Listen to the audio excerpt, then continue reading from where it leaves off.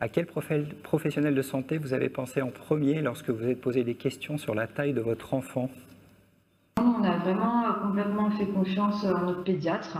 c'est-à-dire que c'était vraiment elle notre interlocutrice directe, et donc c'est elle qui vraiment nous a dirigés vers l'endocrinologue. On ne s'était pas renseigné de notre côté plus précisément, puisqu'elle elle était à notre écoute et donc voilà, on avait complètement confiance en elle et donc on a attendu son feu vert et c'est elle qui nous a, elle travaillant elle-même à l'hôpital où elle a des suivis, et bah, du coup, directement, elle nous a envoyés vers une endocrinologue de l'hôpital. Donc là, on a vraiment envie de demander à cette famille, au fond, qu'est-ce qui pourrait, selon vous, faciliter ce cheminement vers le bon professionnel de santé pour prendre en charge l'enfant et la famille? Alors, ce que je peux conseiller, c'est dans un premier temps, déjà de se rapprocher de son médecin habituel, c'est-à-dire de son pédiatre ou de son généraliste, en fonction de par qui est suivi l'enfant, et vraiment de pas hésiter à dire les doutes, pas hésiter à redire au médecin, voilà, vraiment, je trouve qu'il est petit, et pas hésiter à en parler plusieurs fois. Donc ça, c'est dans un premier temps. Après, faire preuve de beaucoup de patience parce que, comme vous avez pu l'entendre, tout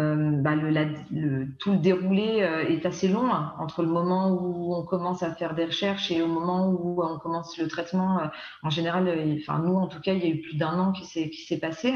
Donc vraiment être patient, pas hésiter vraiment à poser des questions après au niveau une fois qu'on a un premier contact à l'hôpital, pas hésiter à poser des questions à l'endocrinologue. Des fois, le contact n'est pas forcément évident parce que c'est des personnes qui sont dans un milieu hospitalier avec beaucoup de patients. Mais voilà, pas hésiter à demander une adresse mail pour poser les questions s'il y a besoin. Et voilà, c'est surtout ça, surtout preuve de patience et puis ne pas hésiter à insister et à poser toutes les questions auprès de son professionnel de santé qui suit l'enfant.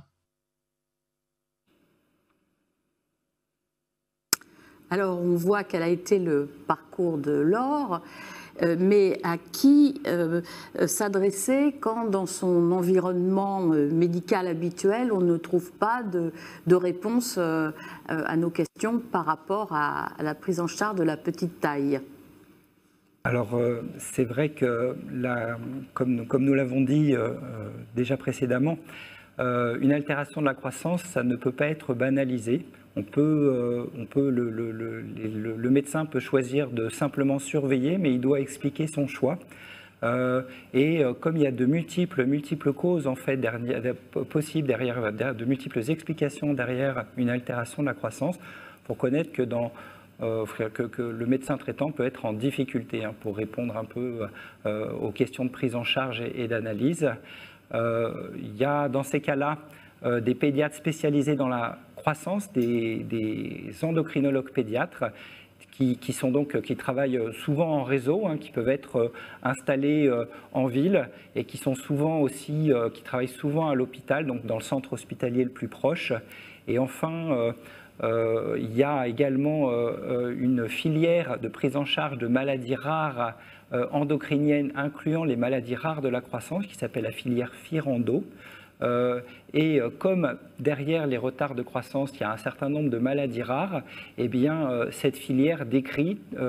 les centres qui sont compétents, les centres de compétences, les centres de référence pour la prise en charge des maladies rares de la croissance, mais aussi finalement pour l'analyse des troubles de croissance. Donc si on n'a pas de réponse auprès de son médecin ambulatoire, si on n'a pas de réponse auprès du pédiatre et du service de pédiatrie du centre hospitalier le plus proche, eh bien on peut se tourner vers la filière FIRANDO pour avoir accès à un service et un spécialiste compétent.